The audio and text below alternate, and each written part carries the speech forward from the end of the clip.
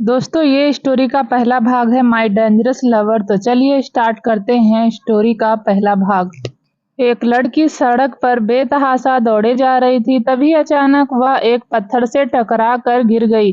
वह उठने की कोशिश कर ही रही थी कि तभी कुछ लोगों ने आकर उसे चारों तरफ से घेर लिया। वही एक दिन पहले 130 मल्ले की बिल्डिंग के टॉप फ्लोर पर 3 पीस सूट पहने एक शख्स बड़े से ग्लास वालों के सामने खड़ा था, जहां से पूरा मुंबई शहर दिखाई दे रहा था। वह शख्स अपने दोनों हाथों को अपनी पैंट की जेब में डाले कुछ सोच रहा था। तभी उस शख्स का फोन रिंग हुआ। उसने अपने एक हाथ से फोन पिक करते हुए अपने दूसरे हाथ से आंखों पर चढ़ा शेड हटाया। जब उसने दूसरी तरफ की बातें सुनी तो उसके हाथों की पकड़ फोन पर कस गई और तभी उसने अपनी रौबदार आवाज में फोन की दूसरी तरफ वाले आदमी से कहा, मुझे वह लड़की चाहिए। अगले 24 घंटे में वह लड़की मुझे मेरी आंखों के सामने चाहिए। उसकी आवाज में इतना गुस्सा था कि फोन की दूसरी तरफ वाला आदमी उसकी आवाज सुनकर घबरा गया।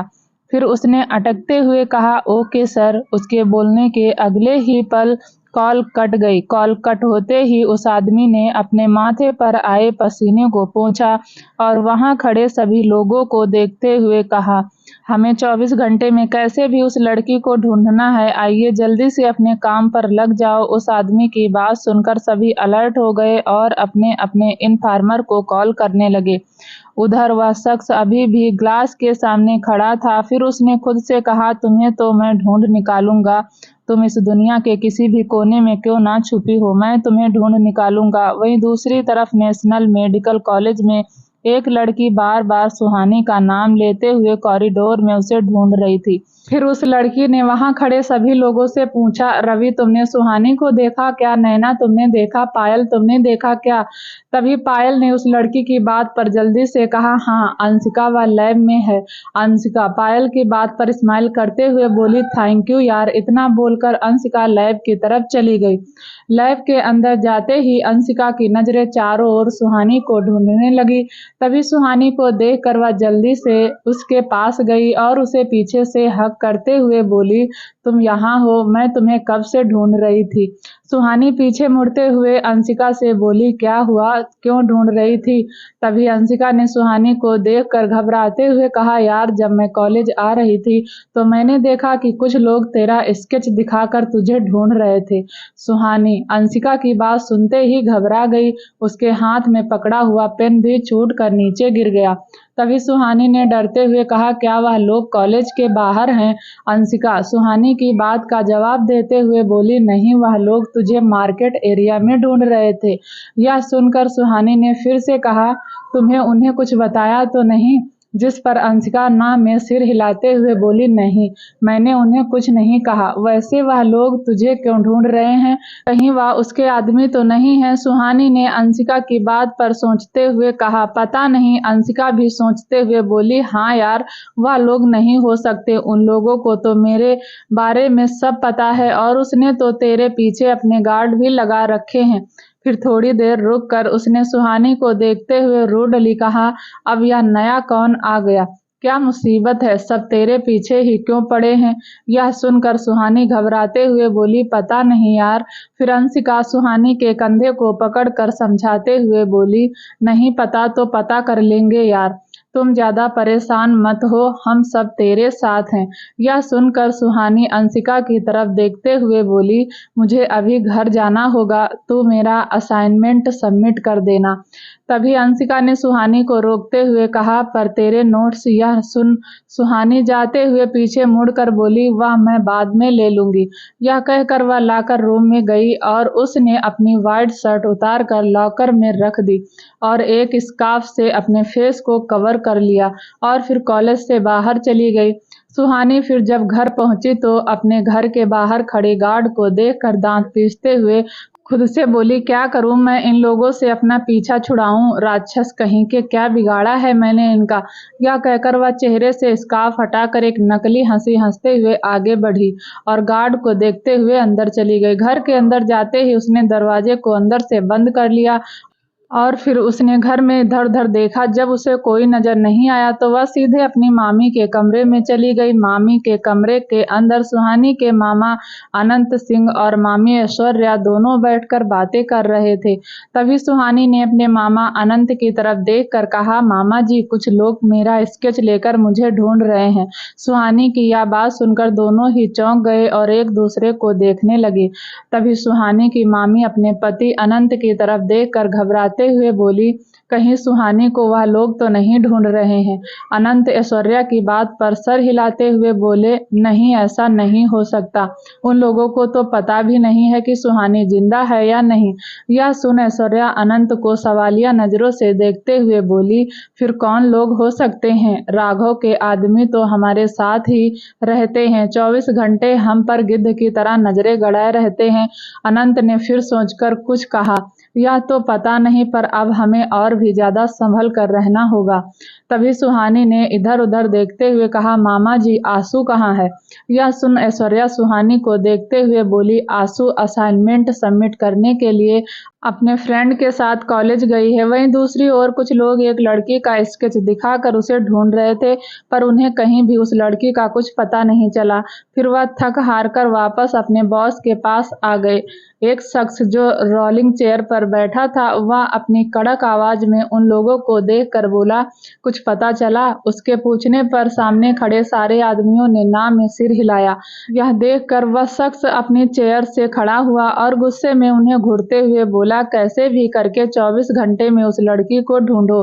अगर वह नहीं मिली तो खुद को गोली मार लेना। उसकी बात सुनते ही सब लोग डर से कांपने लगे। तभी सामने खड़े आदमियों में से एक आदमी ने कहा, शिवा सर, सिर्फ स्केच दिखाकर हम उस लड़की को नहीं ढूंढ सकते। शिवा उस आदमी को घूरते हुए बोला, मुझे नहीं पता कि तुम उस लड़की को कैसे ढूंढोगे। तुम्हें उस लड़की को ढूंढना ही होगा, वरना तुम्हें इतनी भयानक मौत मिलेगी जिसके बारे में तुम लोग सोच भी नहीं सकते। शिवा की बात सुनकर वह सभी डर गए और वापस से उस लड़की को ढूंढने चले गए। उनके जाने के बाद शिवा ने अपनी जेब से फोन निकाला और एक नंबर डायल करके फोन कान पर रखते हुए दूसरी तरफ चला गया। वहीं दूसरी तरफ शिवानी के मामा अनंत किसी काम से बाहर आए थे। फिर वह एक शॉप पर गए और वहां से उन्होंने कुछ खरीदा। शॉप वाले ने उन्हें सामान के साथ बड़ी ही चालाकी से एक लिफाफा भी दे दिया। अनंत ने सबसे छुपाते हुए उस लिफाफे को अपनी जेब में रख लिया और वहां से चले गए। वह थोड़ी दूर चले ही थे कि तभी एक आदमी ने उन्हें एक स्केच दिखाकर पूछा, क्या आपने इस लड़की को देखा है? उस स्केच को देखकर घबरा गए और मन ही मन खुद से बोले, यह तो सुहानी का स्केच है। फिर उन्होंने अपने चेहरे पर आए भाव को छुपाते हुए ना में सिर हिला दिया और आगे बढ़ गए। फिर जब वह घर पहुंचे तो अपने घर के बाहर खड़े गार्ड को देखकर सोचते हुए खुद से बोले, आगे कुआं और पीछे खाई, ऊपर वाले ने तो हमारे पास कोई रास्ता ही नहीं छोड़ा। यह कहकर जब वह घर के अंदर आए तो उन्होंने देखा कि सुहानी और ऐश्वर्या किचन में थी, तो वही आंसू सोफे पर बैठी अपनी बुक्स पढ़ रही थी। फिर अनंत सभी को अपने कमरे में आने के लिए बोलकर अपने कमरे में चला गया। कुछ ही मिनटों के बाद सब अनंत के सामने खड़े थे। फिर अनंत ने सुहानी को देखते हुए कहा, मैं अभी मार्केट गया था, वहां एक नहीं काफी सारे आदमियों के हाथ में तुम्हारा स्केच था। उनमें से एक ने मुझे तुम्हारा स्केच दिखाकर तुम्हारे बारे में पूछा। उन्हें तो मैं चकमा दे आया, पर अब तुम्हारा यहाँ रहना ठीक नहीं है। सुहानी, तुम्हें आज रात ही यह घर छोड़कर जाना होगा। यह सुनकर ऐश्वर्या सुहानी की तरफ देखकर बोली, मेरी बच्ची अकेली कहाँ जाएगी? ऐश्वर्या की आवाज में मायूसी और घबराहट दोनों ही थी।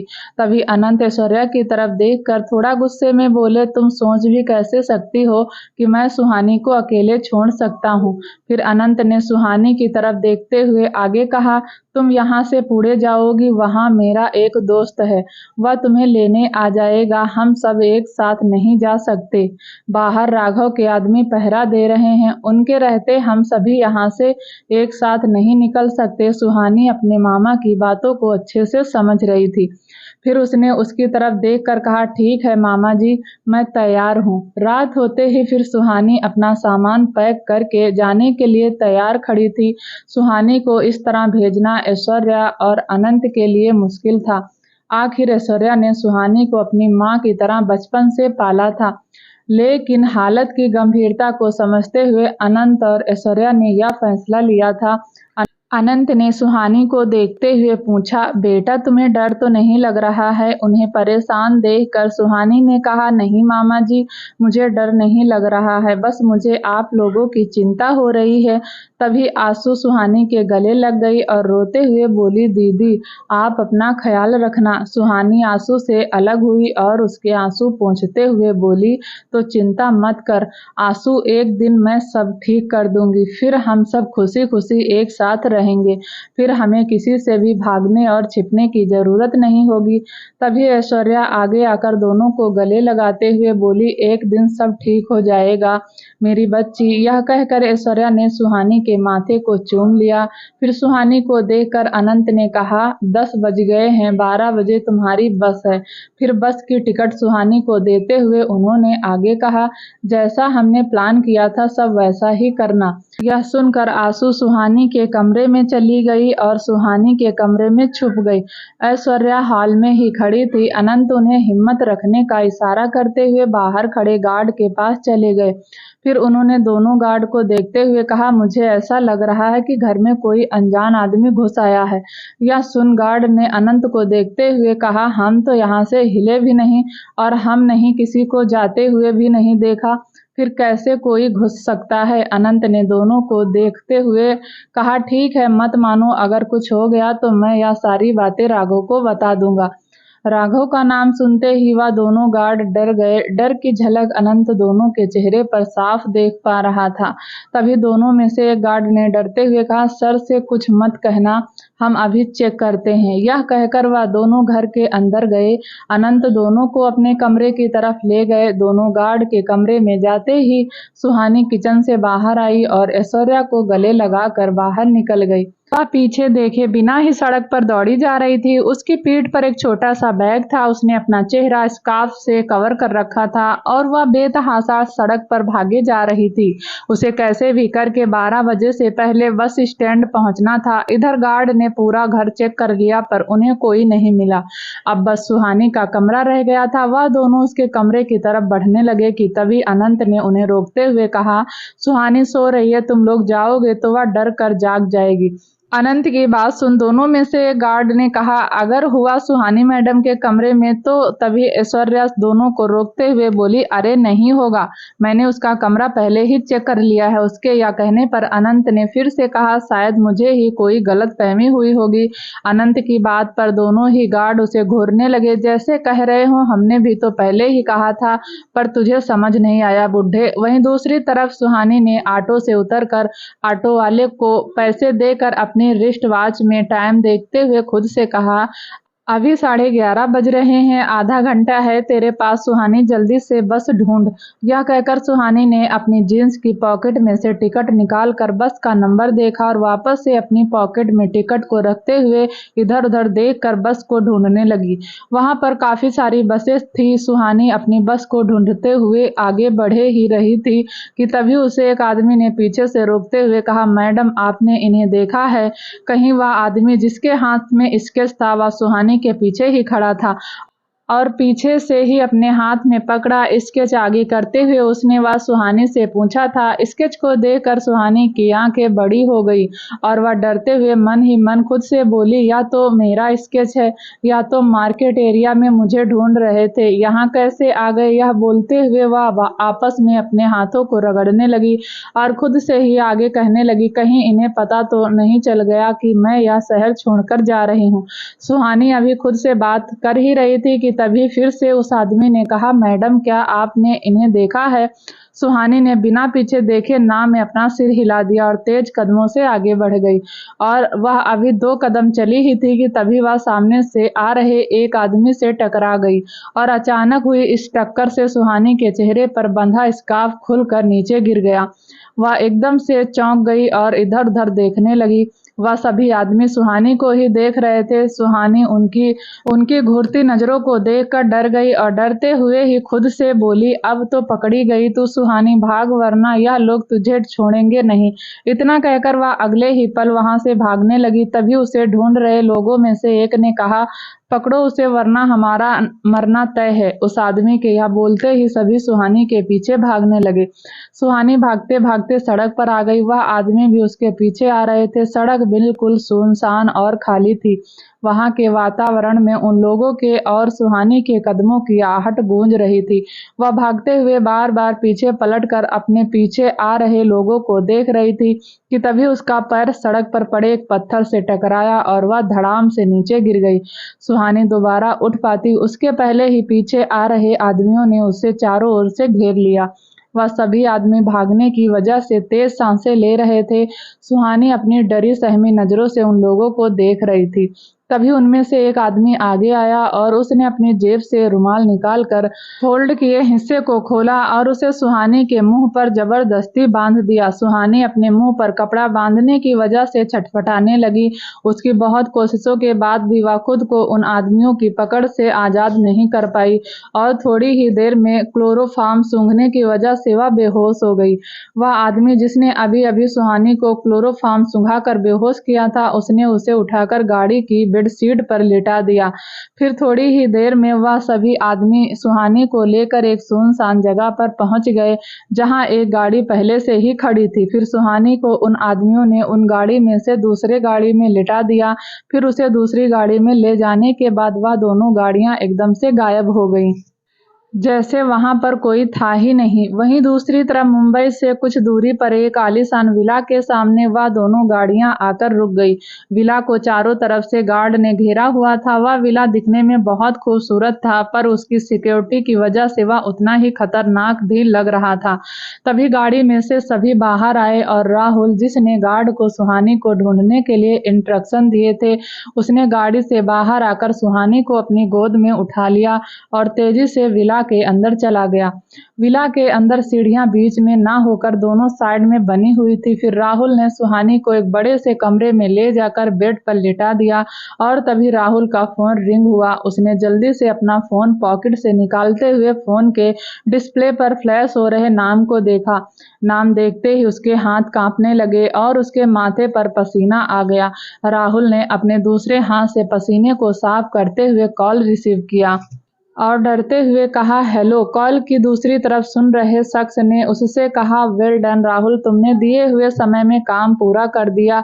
यह सुनकर राहुल ने खुद को थोड़ा नॉर्मल करते हुए कहा, थैंक यू सर। तभी उस शख्स ने कहा, मैं 1 घंटे में विला पहुंच जाऊंगा, तब तक उस पर नजर रखो। यह सुन राहुल ने ओके कहा और कॉल कट हो गई। राहुल ने कॉल कट होते ही सुकून की सांस ली। तभी एक गार्ड अंदर आया और उसने राहुल से कहा, सर क्या हम मैडम की इंफॉर्मेशन कलेक्ट करें?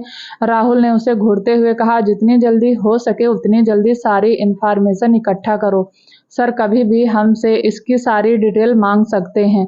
गार्ड ने राहुल की बात सुनकर हाँ में सिर हिलाया और वहां से चला गया। फिर राहुल सुहानी के कमरे से निकलकर किसी को कॉल किया और कॉल पिक होते ही दूसरी तरफ वाले इंसान से गुस्से में कहा, लगता है तुम बातों से नहीं मानने वाले, तो ठीक है, तैयार हो जाओ कियान ओबराय का गुस्सा देखने के लिए। कॉल के दूसरी तरफ वाले आदमी ने जैसे ही कियान ओबराय का नाम सुना तो वह डर से कांपने लगा और फिर अपनी कांपती हुई आवाज में बोला, आपने पहले क्यों नहीं बताया कि आप कियान ओबराय के आदमी हैं? वह जमीन अब से आप अपनी ही समझो, मैं अभी उसके पेपर आपको भेजे देता हूँ। उस आदमी की बात सुनकर राहुल ने कॉल कट कर दिया और मुस्कुराते हुए खुद से बोला, इन जैसे लोगों के लिए तो सर का नाम ही काफी है। राहुल कियान ओबराय का राइट हैंड था, जो उसके सारे लीगल और इलीगल काम देखता था। राहुल के अंडर ही शिवा काम करता था। कियान ओबराय एक बार जिस चीज पर उंगली रख दे, समझ लो वह उसकी हो गई। कोई शख्स उसके सामने खड़े होने की हिम्मत नहीं करता था। उसके एक इशारे पर मिनिस्टर भी उसके सामने घुटने टेक देते थे। कोई भी ऐसा नहीं था जो कियान ओबराय के सामने खड़े होने की हिम्मत कर सके, सिवाय एक आदमी के, और वह था राघव। राघव जो अंडरवर्ल्ड का बेताज बादशाह था। राघव के पिता राजीव।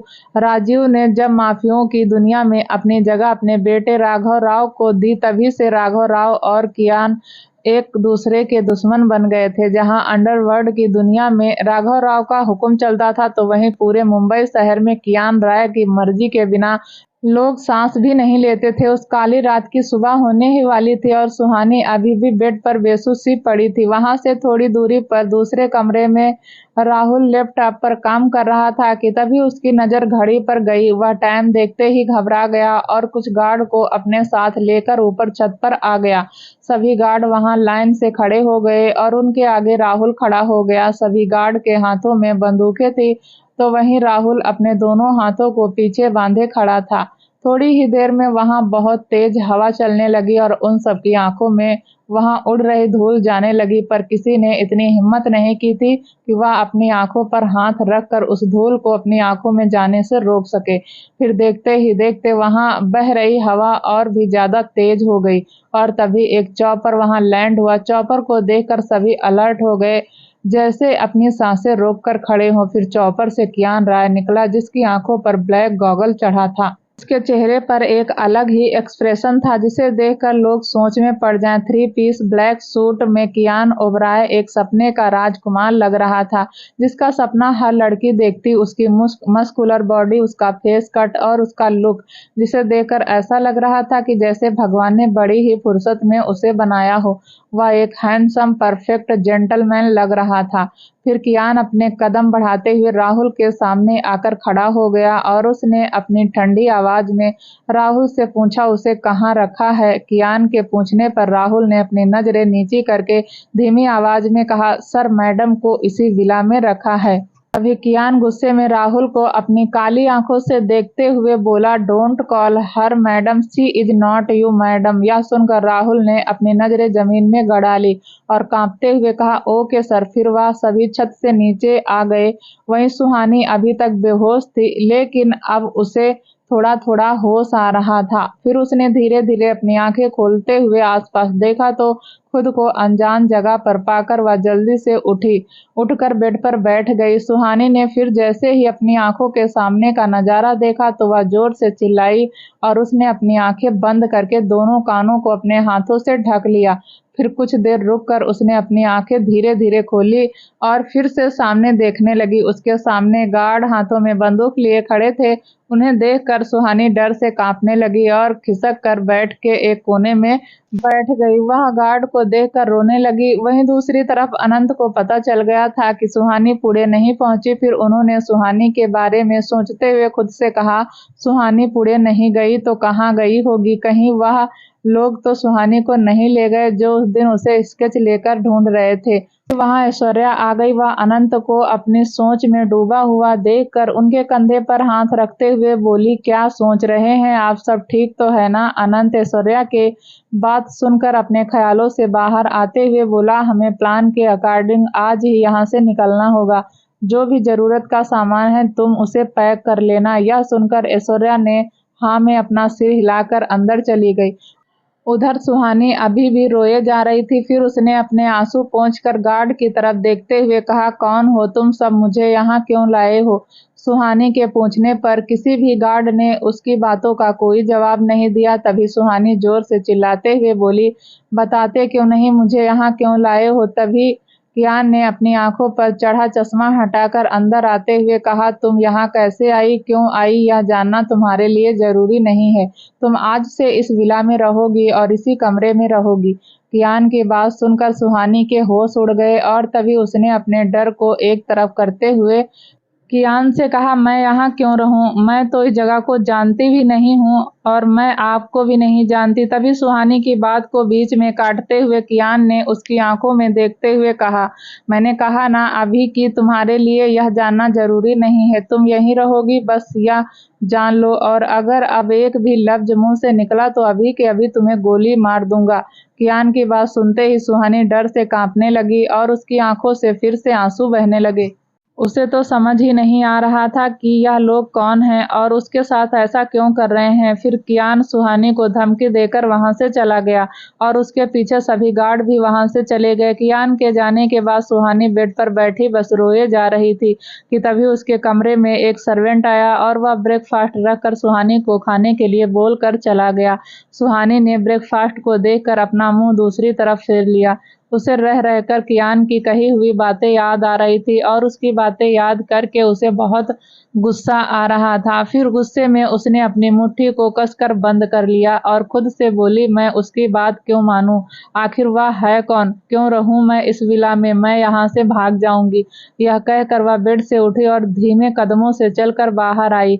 कमरे के बाहर का नजारा देखकर सुहानी की आंखें फटी की फटी रह गई। फिर वह अपनी नजरें चारों तरफ घुमाकर उस विला को देखते हुए खुद से बोली, इतना बड़ा विला? यह कहकर वह बेड से उठी और धीमे कदमों से चलकर बाहर आई। कमरे के बाहर का नजारा देखकर सुहानी की आंखें फटी की फटी रह गई। फिर वह अपनी नजरें चारों तरफ घुमाकर उस विला को देखते हुए खुद से बोली, इतना बड़ा विला? कियान का विला बहुत ही बड़ा और खूबसूरत था। वहां की हर एक चीज यूनिक और एंटीक थी।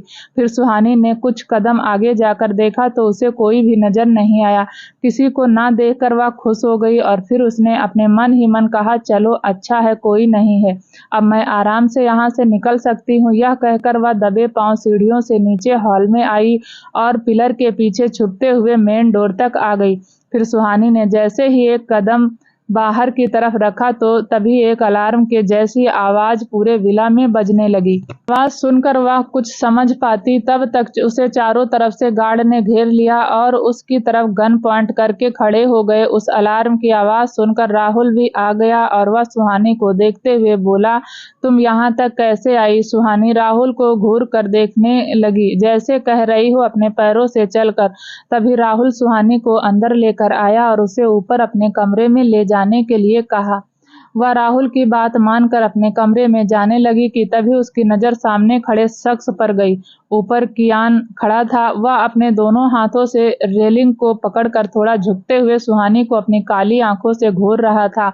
सुहानी ने जब कियान को खुद को घूरता हुआ पाया तो अंदर तक कांप गई और मन ही मन खुद से बोली, आखिर यह है कौन? किसे क्या लगता है कि यह मुझे यहाँ कैद करके रखेगा? मैं यहाँ से निकल कर दिखाऊंगी।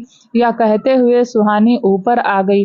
वह अभी भी कियान को मन ही मन कोस रही थी कि तभी उसे अपने हाथ पर किसी के हाथ की पकड़ महसूस हुई। फिर उसने पीछे मुड़कर देखा तो उसके सामने कियान खड़ा था। उसके यूं हाथ पकड़ने पर सुहानी की आंखें गुस्से से भर गई। कियान बिना उसकी तरफ देखे उसे खींचकर कमरे में ले गया और ले जाकर उसे बेड पर धक्का दे दिया। सुहानी धड़ाम से बेड पर गिर गई। फिर वह जल्दी से पीछे मुड़ी और उठने लगी, पर तभी कियान ने बेड के किनारे पर अपना एक पैर रखकर उस पर अपना एक हाथ टिकाया और अपने दूसरे हाथ से झुककर सुहानी की गर्दन पकड़कर उसे थोड़ा ऊपर उठा दिया। सुहानी यह देखकर पूरी तरह से डर गई और उसकी आंखें बड़ी हो गई। फिर कियान ने अपने चेहरे को सुहानी के चेहरे के पास ले जाकर अपने दांत पीस उसकी आंखों में देखकर कहा, हिम्मत कैसे हुई तुम्हारी यहाँ से भागने की? तुमने सोचा भी कैसे कि तुम यहाँ से भाग जाओगी और मेरी कैद से आजाद हो जाओगी? तो मेरी मर्जी के बिना सांस भी नहीं ले सकती। यहाँ से भागना तो दूर की बात है। सुहानी कियान की बातें सुनकर डर से कांपने लगी। उसकी आंखों से आंसू बह रहे थे। कियान उनको उसके आंसुओं से कोई फर्क नहीं पड़ा। फिर वह कुछ देर तक ऐसे ही अपनी काली आंखों से उसे डरा रहा था। फिर वह सुहानी से दूर होकर बोला, अब यही तुम्हारी जिंदगी है, अब तुम इसी कमरे में रहोगी और टॉर्चर होगी। यह सुनकर सुहानी बेड से उठकर अपने आंसू पोंछते हुए कियान की तरफ देखकर बोली, आखिर हैं कौन आप? क्यों आप मेरे साथ ऐसा कर रहे हैं? क्या बिगाड़ा है मैंने आपका? मैं तो आपको जानती भी नहीं। सुहानी ने एक ही सांस में अपनी सारी बातें कह दी। कियान चुपचाप खड़ा उसकी बातें सुन रहा था। उसकी बातें सुनकर वह अब खूंखार शेर जैसा लग रहा था। फिर कियान ने सुहानी के पास आकर अपने एक हाथ से उसके बालों को पकड़कर उसके चेहरे को अपने चेहरे के नजदीक लाकर कहा, क्या बिगाड़ा है तुमने मेरा? जानना चाहती हो? तुमने मुझसे वह छीना है जिसे मैं इस दुनिया में सबसे ज्यादा प्यार करता था। तुमने उसे मुझसे दूर किया है और अब मैं तुम्हारी जिंदगी से वह हर चीज छीनूंगा जिससे तुम्हें खुशी मिलती है, फिर चाहे वह कोई भी हो। तुम्हारी जिंदगी को मैं नर्क बना दूंगा। तुम मुझसे अपनी मौत की भीख मांगोगी। यह कहकर कियान सुहानी को खुद से दूर धकेलकर चला गया। सुहानी उसे भीगी आंखों से जाते हुए देखती ही रह गई वहीं दूसरी तरफ सुहानी के घर में अनंत और ऐश्वर्या ने घर से निकलने की सारी तैयारी कर ली थी। फिर अनंत गए और बाहर खड़े गार्ड को घर के अंदर लेकर आए। फिर गार्ड ने घर के अंदर आते हुए अनंत से पूछा, आपने हमें क्यों बुलाया है? गार्ड की बात पर अनंत हंसते हुए बोले, आप लोग हमारा कितना ख्याल रखते हैं, हम सबको प्रोटेक्ट करते हैं। यह सुनकर एक गार्ड अनंत को बीच में रखते हुए बोला, हम लोग बस अपना काम कर रहे हैं। तभी ऐश्वर्या हाथ में लिए गार्ड के पास आई और वह भी नकली हंसी हंसते हुए बोली, कल आपने हमारी इतनी हेल्प की, उसके लिए हम आपको थैंक्स कहना चाहते हैं। यह सुनकर दोनों गार्ड एक दूसरे को देखने लगे। फिर ऐश्वर्या अपनी बात जारी रखते हुए आगे बोली, मैं जानती हूँ कि वह आपका काम है, लेकिन 24 घंटे बाहर खड़े रहकर आप लोग काफी थक जाते हो, इसीलिए यह कॉफी पी लीजिए, आपको थोड़ा फ्रेश फील होगा। यह सुनकर दोनों गार्ड उन्हें देखते रहे और फिर कॉफी को देखते। उन लोगों को समझ नहीं आ रहा था कि यह लोग आज उनसे इतने अच्छे से बात क्यों कर रहे थे। फिर दोनों को ऐसे देखते हुए अनंत ने कहा, अरे कॉफी ही है, ऐसे क्या देख रहे हो, पी लो। अनंत के कहने पर फिर वह दोनों ही कॉफी पीने लगे। वह कॉफी पीते हुए एक दूसरे को ही देख रहे थे। तभी कॉफी खत्म होने ही वाली थी कि उससे पहले ही उन दोनों को चक्कर आने लगे और दोनों गार्ड बेहोश होकर जमीन पर गिर गए। गार्ड के बेहोश होते ही अनंत और ऐश्वर्या काफी खुश हुए और वह अपने पूरे परिवार के साथ वहां से चले गए। वहीं उधर सुहानी रोते रोते बेहोश हो गई थी और अब उसे थोड़ा थोड़ा होश आने लगा था। वह उठकर कुछ देर बेड पर बैठी और फिर वॉशरूम चली गई। उसके आंसुओं के निशान उसके चेहरे पर बन गए थे। फिर वह अपना मुंह धोकर वापस आई और कमरे में टहलते हुए खुद से बोली, यह इंसान जो भी है, मैं इसे बता कर रहूंगी कि मैं कौन हूँ, बस एक बार यहाँ से निकल जाऊं। वही कियान अपने रूम से में लैपटॉप पर अपना काम कर रहा था। तभी वहां पर राहुल आया। फिर राहुल की तरफ देखे बिना ही कियान ने उससे कहा, बताओ क्या पता चला? राहुल नीचे देखते हुए कियान से बोला, सर हमारे लोग कुछ पता नहीं कर पाए। यह सुनकर कियान ने अपने गुस्से वाली आंखों से राहुल को देखते हुए कहा, क्या मतलब है तुम्हारा, कुछ पता नहीं चला? यह लड़की ही है ना, कोई भूत तो नहीं है जिसके बारे में कुछ पता न चले? इस बात पर राहुल ने डरते हुए उससे कहा, सर हमारे पास उनका सिर्फ स्केच है, इसके अलावा उनका नाम तक नहीं जानते। यह सुनकर कियान ने राहुल को भेजते हुए कहा, तो जाकर पूछो उससे, मुझे उससे जुड़ी हर जानकारी चाहिए। यह सुनकर राहुल ने ओके सर कहा और कियान के रूम से बाहर सीधा सुहानी के रूम में चला गया। रूम में जाते ही राहुल ने सुहानी को देखा। तभी सुहानी की नजरें भी उस पर पड़ी और वह उसके सामने आकर खड़ी हो गई। फिर सुहानी कुछ कहती उससे पहले ही राहुल ने उससे पूछा, आपका नाम क्या है? सुहानी राहुल का सवाल सुनकर उसे हैरानी से देखते हुए बोली, कैसे हो आप लोग? मुझे किडनैप करके ले आए और मेरा नाम तक नहीं जानते। आखिर मैंने किया क्या है? एक तो तुम लोगों ने मुझे जबरदस्ती इस विला में रखा हुआ है और अब तुम मेरा नाम भी मुझसे ही पूछ रहे हो। यह सुनकर राहुल उसे देखते हुए बोला, हमारे पास सिर्फ आपका स्केच था, इसके अलावा और कोई डिटेल नहीं थी आपकी। आप प्लीज हमें नाम बताइए। उसके पूछने पर सुहानी मन ही मन खुद से बोली, यह सब के सब पागल हैं, इन्हें क्या लगता है कि मैं इन्हें अपना नाम बता दूंगी? कभी नहीं। वह यह सब सोच ही रही थी कि तभी राहुल ने फिर से कहा, प्लीज आप नाम बता दीजिए। तभी वह राहुल को एटीट्यूड दिखाते हुए अपने एक गाल पर उंगली रखते हुए बोली, नाम? मेरा नाम क्या है? फिर एक झटके से राहुल की तरफ पलटकर उसे देखते हुए बोली, मेरा नाम मुझे याद नहीं आ रहा है, जब याद आएगा तो मैं बता दूंगी। सुहानी की बात सुनकर राहुल उसे आंखें फाड़कर देखने लगा। फिर वह उसे देखते हुए मन ही मन खुद से बोला, हे भगवान, मुझे ही क्यों ऐसे लोग मिलते हैं? कियान सर क्या कम थे जो अब यह भी आ गई? अब हम लोगों का क्या होगा? रक्षा करना हमारी भगवान इन अजीब प्राणियों से। फिर उसने एक बार फिर सुहानी को उसका नाम पूछा, पर इस बार भी सुहानी ने उसी स्टाइल में मना कर दिया। वह सुहानी को ऐसे देख रहा था जैसे वह कोई 5 साल की बच्ची थी जो अपना नाम भूल गई थी। राहुल अब समझ गया था कि वह उसे कुछ नहीं बताने वाली। फिर वह वहां से जाने के लिए पलटा ही तभी उसे सामने कियान खड़ा देखा। राहुल ने कियान को देखकर अपने मुंह में आए पानी को अंदर लिया और चुपचाप वहां से चला गया। वह कियान को देखकर समझ गया था कि कियान ने दोनों की बातचीत सुन ली है। फिर राहुल के बाहर जाते ही कियान अंदर आया। कियान ने अंदर आते ही रूम को अंदर से लॉक कर दिया।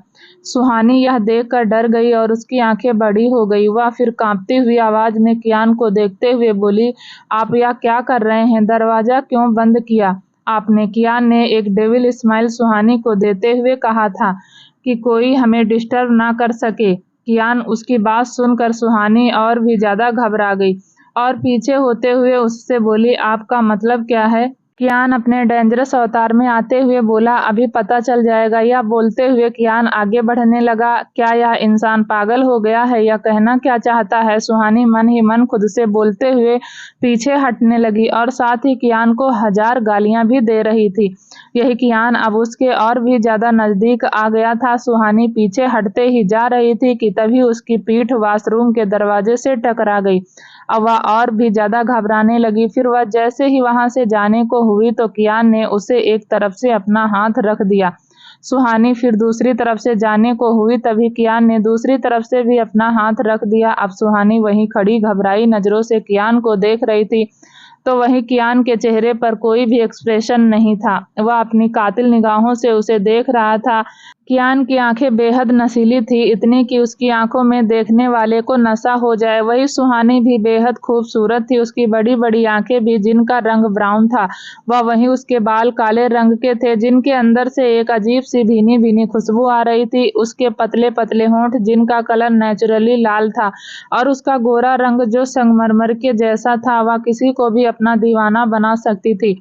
पर उसकी इस खूबसूरती का जादू कियान पर कोई असर नहीं दिखा रहा था। कियान ने फिर सुहानी के और भी करीब आते हुए अपने होठों को सुहानी के कान के पास ले जाकर धीरे से उससे कहा, तुम्हारा नाम क्या है? सुहानी को अपने कान पर कियान की गर्म सांसें महसूस हो रही थी, तो वहीं उसे अंदर ही अंदर गुस्सा भी आ रहा था।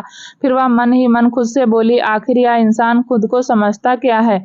यह मेरे इतने करीब आकर मुझे डरा नहीं सकता, मैं इससे डरने वाली नहीं हूँ। सुहानी अभी खुद से यह कहे ही जा रही थी कि तभी कियान ने कहा, तुमने सुना नहीं मैंने क्या कहा? सुहानी उसकी बात सुनकर सोच में पड़ गई और तभी उसे कियान की सुबह कही हुई बातें याद आ गई।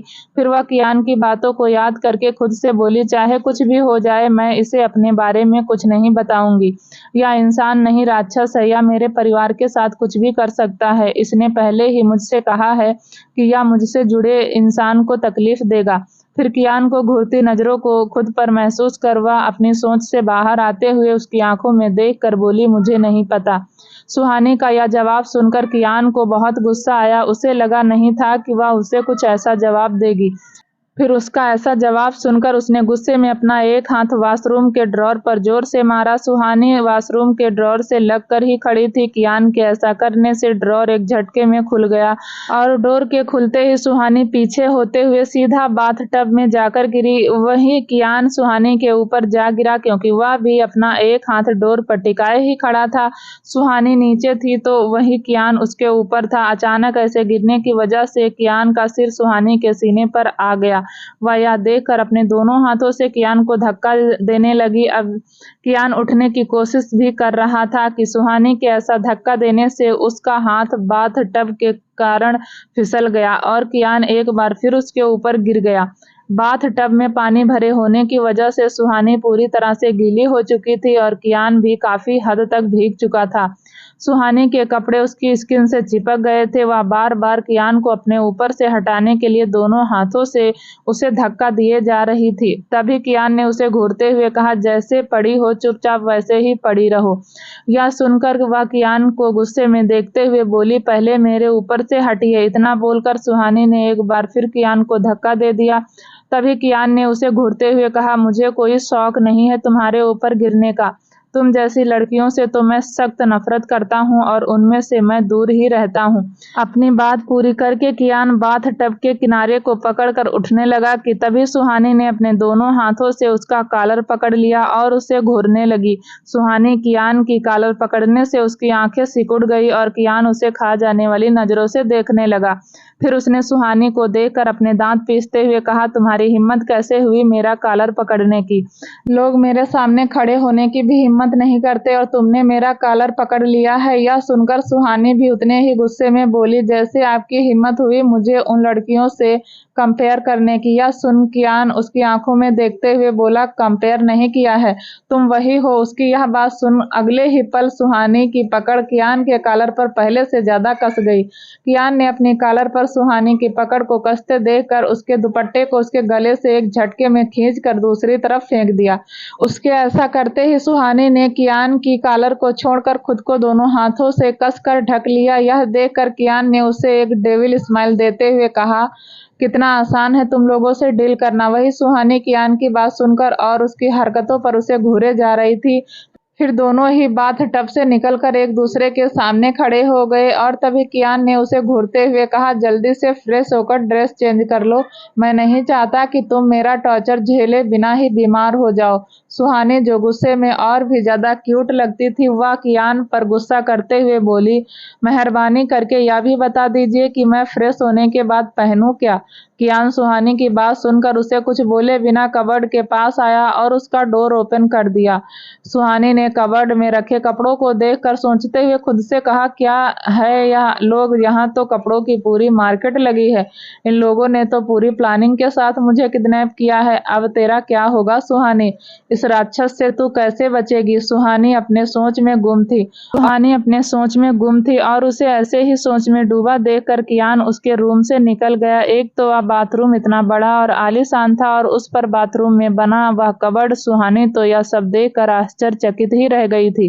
फिर वह उस कबर्ड के पास गई और उसमें से एक ड्रेस निकालकर वह उस ड्रेस पर लगे टैग को देखने लगी। फिर उसने हैरानी से कहा, यह सारे कपड़े तो ब्रांडेड हैं, पर यह लोग हैं कौन और मुझसे क्या चाहते हैं? फिर थोड़ी देर बाद सुहानी ने एक ड्रेस निकाली और उसे खुद पर लगाते हुए मिरर में खुद को देखते हुए बोली, इस राक्षस के पास इतना पैसा है, फिर यह मेरे पीछे क्यों पड़ा है? क्या बिगाड़ा है मैंने इसका? मैं तो इसका नाम तक नहीं जानती हूँ। मुझे तो कुछ समझ नहीं आ रहा है कि मुझसे यह क्या चाहता है। वहीं दूसरी तरफ ऑस्ट्रेलिया में एक बिल्डिंग के टॉप फ्लोर पर एक बड़े से केबिन में बैठे सभी लोग मीटिंग कर रहे थे। सभी आपस में डिस्कस कर रहे थे कि तभी उनमें से एक आदमी ने खड़े होते हुए कहा, हम लोगों में से किसी को भी यह टेंडर मिले, बट राघव को यह टेंडर किसी भी कीमत पर नहीं मिलना चाहिए।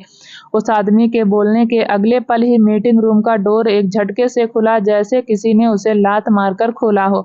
डोर के खुलते ही एक शख्स अंदर आया। उस शख्स को देखते ही सबके माथे पर पसीना आ गया।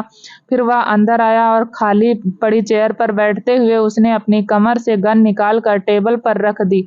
उस शख्स के ऐसा करते ही वहां बैठे सभी लोगों की सांसें रुक गई, जैसे वह सांस लेना ही भूल गए हो। वह आदमी जो खड़े होकर राघव के बारे में बोल रहा था, वह आदमी भी डर से कांपने लगा था। फिर उस आदमी ने डरते हुए अपने सामने बैठे शख्स के आगे अपने दोनों हाथ जोड़ लिए और डरते हुए कहा, राघव, वह प्लीज। लेकिन वह आदमी उससे आगे कुछ बोल पाता उससे पहले ही राघव ने उसे शूट कर दिया। अपने सामने एक आदमी को मरते देखकर वह सारे लोग डर से कांपने लगे। उन सभी के सामने राघव यमराज बनकर बैठा था, जो किसी के भी प्राण लेने से पहले एक बार नहीं सोचता था। तभी राघव खड़ा हुआ और अपने साथ आए गार्ड के हाथ से पेपर लेकर टेबल पर फेंक दिया। फिर उसने एक घूरती हुई नजर सब पर डाली और सभी ने उसके डर से उस पेपर पर अपने साइन कर दिए। सभी के साइन करने के बाद राघव ने सभी को एक डेविल स्माइल देते हुए कहा, गुड जॉब। इतना बोलकर राघव वहां से चला गया। फिर वह अपनी कार में बैठे हुए अपने फोन में एक लड़की की फोटो देखने लगा। उस लड़की की बड़ी बड़ी ब्राउन आंखें थी, उसके होंठ हार्ट शेप के थे और गुलाब पंखुड़ी जैसे लाल थे। राघव फिर उस फोटो को देखते हुए बोला, आई मिस यू बेबी, मैं जल्दी ही वापस आऊंगा। राघव के बोलने के अगले ही पल उसका फोन रिंग हुआ। फिर उसने फोन पिकअप करके कान पर रख लिया। तभी दूसरी तरफ से बोल रहे शख्स की बातें सुनकर वह अपनी मुट्ठी को फोन पर कसते हुए बोला, मैं आज ही वापस आ रहा हूँ। वहीं दूसरी तरफ इंडिया में सुहानी एक कुर्ता पहनकर बाथरूम से बाहर आई और अपने रूम से निकलकर वह कियान के रूम को ढूंढने लगी। तभी उसे एक गार्ड टहलता हुआ दिखा और उसके पूछने पर गार्ड ने उसे कियान का रूम दिखा दिया। सुहानी फिर कियान के रूम में बिना नॉक के एंटर हुई और जैसे ही वह रूम में आई तो उसी समय कियान भी बाथरूम से बाहर आया। सुहानी की नजर जैसे ही कियान पर गई तो वह उसे सिर्फ एक टॉवल में देखकर हैरान रह गई और उसकी चीख निकल गई। चिल्लाते हुए सुहानी ने अपनी आंखों को अपने हाथों से ढक लिया था। वहीं कियान उसकी आवाज सुनकर चौंक गया, पर अगले ही पल उसे अपने कमरे में देखकर उसकी आंखें गुस्से से लाल हो गई। फिर वह सुहानी को घूरते हुए उसके पास आया और उसकी दोनों बाहें पकड़कर उसे दीवार से सटाते हुए कहा, तुम्हारे अंदर मैनर्स नहीं है क्या? हिम्मत कैसे हुई तुम्हारी मेरे कमरे में आने की, वह भी बिना मेरी परमिशन के? कियान इतना बोलकर भी सुहानी अपनी आंखें बंद किए खामोश खड़ी थी, पर उसे अंदर ही अंदर डर लग रहा था। फिर उसने अपने मन ही मन खुद से कहा, क्या जरूरत थी तुझे राक्षस के रूप में बिना परमिशन के आने की? देख, नाराज हो गया शैतान, अब या कहीं गुस्से में तुझे कच्चा ना चबा जाए। हे भगवान, अब क्या करूं मैं? तभी कियान उसे ऐसे चुप देखकर बोला, आंखें खोलो। यह सुनकर सुहानी डरते हुए बोली, नहीं, पहले आप अपने कपड़े पहन लीजिए। उसकी इस बात पर कियान ने फिर से एरोगेस भरी टोन में कहा, तुम्हें सुनाई नहीं देता क्या? I said open your eyes. Suhani Kiyan की तेज आवाज से डर गई और उसने डरते हुए अपनी आंखें खोली और उसे देखने लगी। कियान की परफेक्ट शेप बॉडी जो किसी जिम ट्रेनर के जैसी फिट थी। कुछ पल के लिए तो सुहानी की नजरें भी उस पर ठहर गई। वह कियान को ऐसे देखकर एब्रेस्ट फील कर रही थी, तो वही कियान उसे बिना किसी भाव के बस घूर रहा था। तभी उसने सुहानी से पूछा, क्यों आई थी तुम यहाँ? सुहानी, जो पहले से ही अपने माइंड में एक प्लान तैयार करके आई थी, उसे एग्जीक्यूट करते हुए उसने कहा, यह ड्रेस मेरे साइज की नहीं है और मुझे उनमें से कोई भी ड्रेस पसंद नहीं है, तो मैं खुद ही अपने पसंद के कपड़े खरीदना चाहती हूँ। मुझे अपने लिए दूसरे कपड़े चाहिए। कियान ने उसकी बात सुनकर अपनी एक आईब्रो को उठाते हुए कहा, ठीक है, तुम जा सकती हो। सुहानी कियान की बात सुनकर खुश हो गई। उसकी खुशी उसके चेहरे पर साफ दिख रही थी। वह ऐसे खुश हुई थी जैसे उसकी लॉटरी लग गई हो। फिर सुहानी स्माइल करते हुए मन ही मन खुद से बोली, देखा बच्चू, स्मार्ट सुहानी का स्मार्ट दिमाग। अब देखना मैं कैसे तुम्हारे चंगुल से फरार होती हूँ, मिस्टर राक्षस। वह ऐसे ही खुद से बातें करते हुए अपने कमरे में आ गई। वहीं उसके जाने के बाद कियान ने अपने होठों को टेढ़ा करके स्माइल करते हुए कहा कि लीगल, तुम्हें क्या लगता है कि तुम मेरी कैद से आजाद हो जाओगी? नेवर माइंड, तुम्हारे सारे पंख नोच लूंगा और तुमसे तुम्हारा आसमान छीन कर तुम्हें हमेशा हमेशा के लिए यहाँ कैद कर दूंगा। वहीं दूसरी तरफ एक बड़े से गोदाम के सामने कुछ गाड़ियां आकर रुकी। आगे पीछे खड़ी उन गाड़ियों में से सभी गार्ड बाहर आए और उन सभी के हाथों में राइफल थी। फिर उनमें से एक गार्ड ने बीच में एक खड़ी इम्पोर्टेंट कार का डोर ओपन किया और वह गार्ड डोर ओपन करके वहीं साइड में खड़ा हो गया। फिर उस गाड़ी में से राघव बाहर आया और गोदाम के अंदर चला गया। वहां खड़े गार्ड में कुछ गार्ड वहीं खड़े रहे और कुछ गार्ड राघव के साथ उसके पीछे पीछे गोदाम के अंदर चले गए। जिस गोदाम के अंदर राघव गया था वह उसकी सीक्रेट प्लेस थी और वह गोदाम बाहर से दिखने में अजीब स्थिति में था। ऐसा लग रहा था मानो वहां कोई आता जाता ही नहीं था, लेकिन अंदर से दिखने में वह जगह काफी बड़ी थी। वहां चारों तरफ सिर्फ बक्से की लाइन लगी थी। फिर राघव ने अपने साथ आए गार्ड में से एक गार्ड को इशारा किया और उसका इशारा मिलते ही उस गार्ड ने वहां रखे सारे बॉक्स को हटा दिया। जैसे ही वहां रखे बॉक्स हटे तो बॉक्स के पीछे एक दीवार छिपी देखी। वह दीवार किसी इलेक्ट्रॉनिक डोर जैसी नजर आ रही थी। फिर राघव ने उस दीवार पर अपने हाथ का प्रिंट दिया और वह दीवार दो हिस्सों में खुल गई। फिर दीवार के खुलते ही वह अंदर चला गया।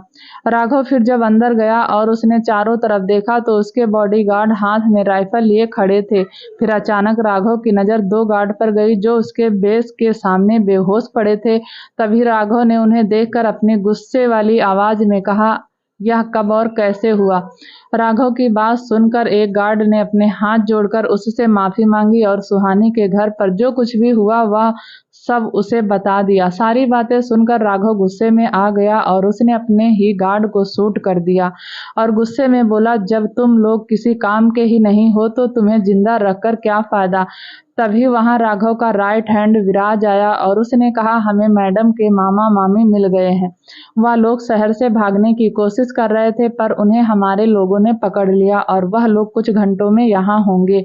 सर, यह सुनते ही राघव ने विराज को बीच में रोकते हुए कहा, यहाँ नहीं, उन्हें यहाँ लाने की जरूरत नहीं है, उन्हें मेरे फार्म हाउस पर लेकर आओ। विराज ने राघव की बात सुनकर हाँ में सिर हिला दिया। वहीं दूसरी तरफ ओबराय विला में सुहानी रेडी होकर नीचे आई कि तभी उसे एक आवाज आई।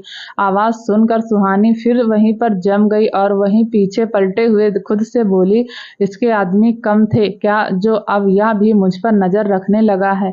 यह कहते हुए सुहानी की नजरें ऊपर खड़े कियान पर गई जो एक्सप्रेशन लेस चेहरे के साथ उसे ही घूर रहा था। फिर सुहानी कियान को देखकर धीरे से मुस्कुराने लगी अभी कियान सुहानी को देखते हुए अपने मन में ही कहा, तुम्हारे दिमाग में क्या खिचड़ी पक रही है, यह बात तुम्हारी फेक स्माइल ही बता रही है। बहुत जल्द ही तुम्हारे चेहरे से यह स्माइल भी गायब होने वाली है। तभी कियान ने सुहानी को देखते हुए कहा, राहुल तुम्हारे साथ आएगा। कियान की बात सुनकर सुहानी सोच में पड़ गई और अपने सामने आ रहे राहुल को देखते हुए खुद से बोली, ओ नो, इन गार्ड से बचने का प्लान तो मैंने सोच लिया था, लेकिन यार राहुल, यह तो बाज की तरह नजरों से मैं कैसे बचूंगी। कियान ने सुहानी के चेहरे पर आई हुई टेंशन को भांप लिया और उसे देखते हुए अपने कोल्ड आवाज में बोला, क्या हुआ, कोई प्रॉब्लम। कियान की बात सुनकर सुहानी ने जल्दी से ना में सिर हिला दिया और फिर कियान उसे देखते हुए होठों को टेढ़ा करके धीरे से मुस्कुरा दिया। उसकी यह ना दिखने वाली स्माइल मिस्टीरियस से भरी थी। फिर थोड़ी देर बाद वह सभी मॉल में थे। सुहानी को पता नहीं था कि वह मॉल में शॉपिंग का झूठा बहाना बनाकर आई है। वह कियान ओबराय का ही माल है और वहां सब उसके ऊपर नजरें रखे हुए। इस बात से अनजान सुहानी अपने मन में ही खुश होते हुए बोली, मिस्टर राक्षस, तुम्हारी कैद में आज मेरा आखिरी दिन है। आज के बाद मैं तुम्हारी कैद से आजाद हो जाऊंगी। और उसे आंखों से भी सुहानी यह देखते हुए अपनी ही धुन में चले जा रही थी। तभी वह सामने से आ रहे किसी लड़के से टकरा गई।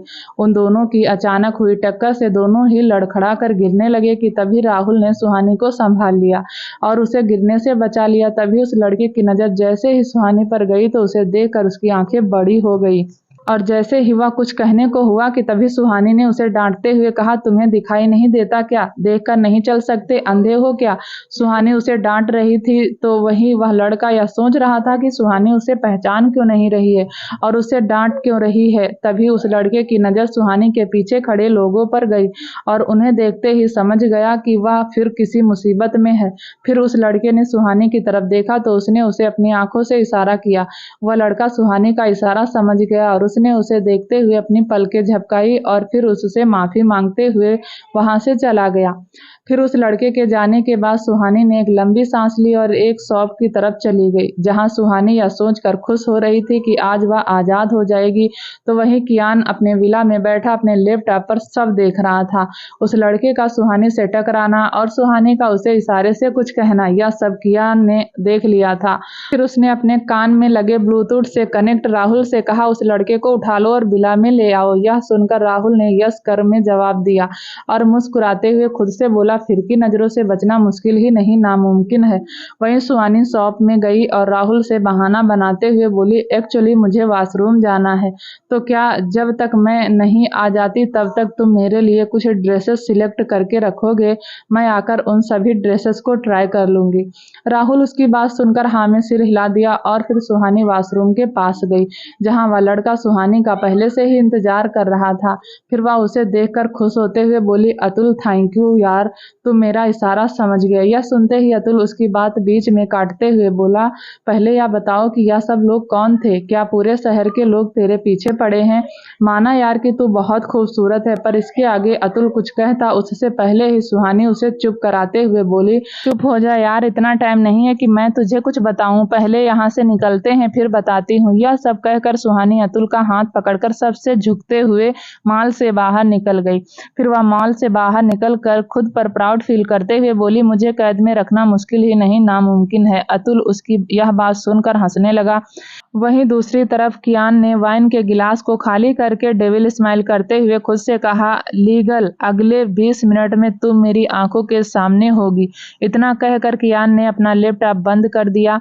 इधर सुहानी अतुल के साथ उसकी कार में बैठी और दोनों ही वहां से निकल गए। वह दोनों अभी कुछ दूर ही गए थे कि तभी उन्हें अपने सामने से 2 गाड़ियां आती हुई दिखी।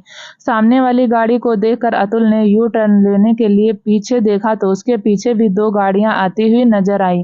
सुहानी यह सब देखकर मायूस होते हुए खुद में कहा, मर गई तू, फिर से पकड़ी गई सुहानी, अब तेरा क्या होगा। यह बोलते हुए उसकी आंखों के सामने कियान का चेहरा आ गया और वह उसकी एक झलक को देखकर ही डर के अंदर सहम गई। फिर वह दोनों डरते हुए एक दूसरे की तरफ देखने लगे। थोड़ी ही देर में वह सभी गाड़ियां उनके नजदीक आकर रुक गईं।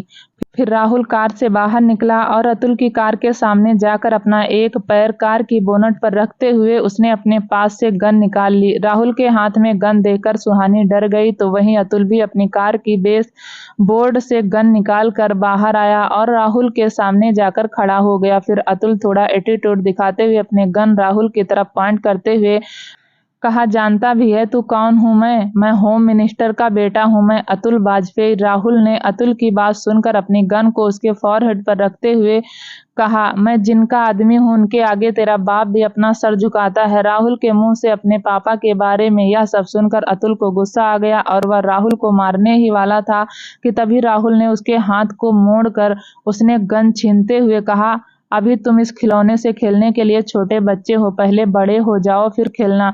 सुहानी कार में बैठी यह सब देखकर डर से कांपने लगी। फिर नजारे को देखकर मन ही मन खुद से बोली, अतुल के पापा तो मिनिस्टर हैं, फिर भी इसके साथ सब क्या किया इन्होंने, अब तेरा क्या होगा? सुहानी अपने बारे में सोचकर ही सुहानी के पसीने छूट गए। फिर राहुल ने अतुल और सुहानी को अपनी कार में बैठाया और चला गया। विला पहुंचते ही वहां सभी अंदर गए और जैसे ही सामने का नजारा देखा तो वह सभी डर से अंदर ही अंदर कांपने लगे। उन सभी के सामने भूखा शेर बैठा था, जिसे देखकर ऐसा लग रहा था कि वह बस अभी उन दोनों पर वार करेगा। सुहानी कियान को अपने सामने बैठा देखकर पसीने से पूरी भीग गई, तो वहीं अतुल की भी हालत खराब हो गई। वह उसे देखते ही पहचान गया था कि यह कियान ओबराय है, जिसे ज्यादातर लोग डेविल के नाम से जानते हैं। कियान और उसकी पावर के बारे में अतुल के पिता ने उसे पहले ही बताया था और उसे उसके लोगों से दूर रहने के लिए कहा था कि यहाँ जंगल के राजा की तरह सोफे पर एक पैर ऊपर अपना दूसरा पैर चढ़ाकर बैठा था और अपने दोनों हाथों को सोफे से ऊपर फैलाए अपने सामने खड़े दो नमूनों को देख रहा था, जिनके देखने भर से ही पसीने छूट गए थे। फिर वह उठा और उसने सुहानी के पास आते हुए डेविल स्माइल के साथ कहा, तुम्हें क्या लगा मेरी कैद से आजाद होना इतना आसान है? प्लान बनाना सिर्फ तुम्हें ही आता है। तुम्हारा प्लान तो मेरे प्लान का एक छोटा सा पार्ट था, तुम्हें बेवकूफ बनाने के लिए। कियान की यह बात सुनकर सुहानी की आंखें बड़ी हो गई। फिर कियान उसे देखते हुए आगे बोला, क्या कहा था तुमने? मुझे तुम्हारे बारे में जानना है तो मैं खुद पता करूं? तो देखो, आई डिड इट। क्या होगा आगे जानने के लिए प्लीज दोस्तों चैनल को लाइक शेयर सब्सक्राइब जरूर करें, ताकि जब भी वीडियो डालें आपको नोटिफिकेशन जरूर मिले। तब तक के लिए नमस्कार, धन्यवाद।